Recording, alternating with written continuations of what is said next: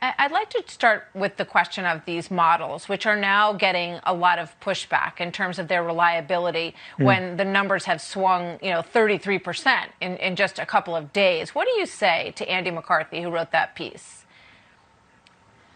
Well, I mean, there's a certain validity to it. I have been and still am and will always be somewhat reserved and skeptical about models because models are only as good as the assumptions that you put into the model.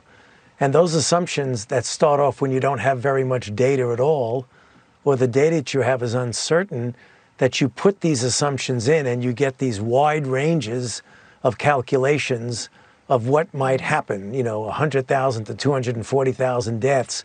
But then as you start to accumulate data that's real data, are likely being influenced heavily by the mitigation programs that you put in, the physical separations, that when real data comes in, then data, in my mind, always trumps any model.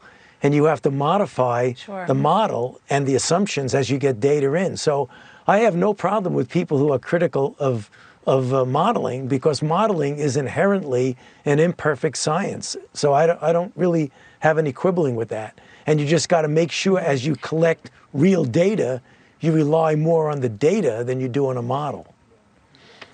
Yeah, sure. I mean, all of that makes a lot of sense. But I think one of the problems is that those models were what were used to shut down the United States economy.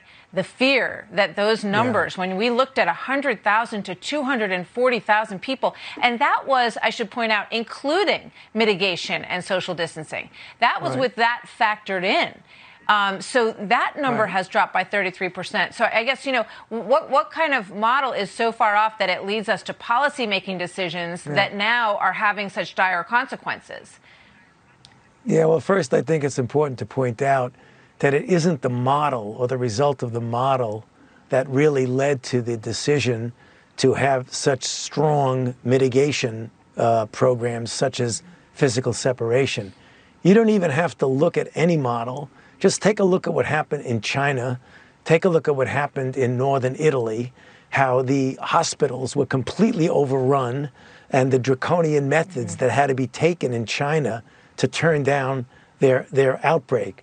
So, I mean, if I never saw a result of a model, that alone would clearly indicate that something rather significant needed to be done to prevent the spread. So, I mean, again, getting back to models, and I never argue with anybody that has a problem with a model. I inherently have problems with models. Yeah. I should point out that obviously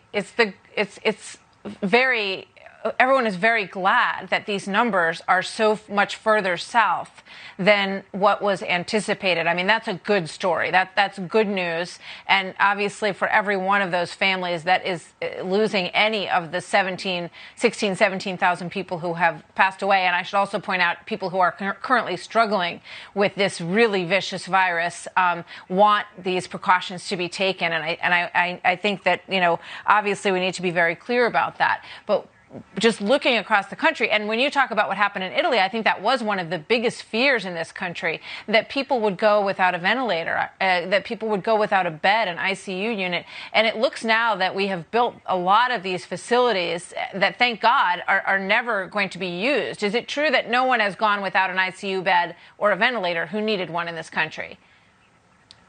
Yeah, to my knowledge, that is a correct statement. I mean, again, I can't absolutely guarantee, but we would hear about it. I can be absolutely certain if that were the case. But I think you just said something that is a correct statement.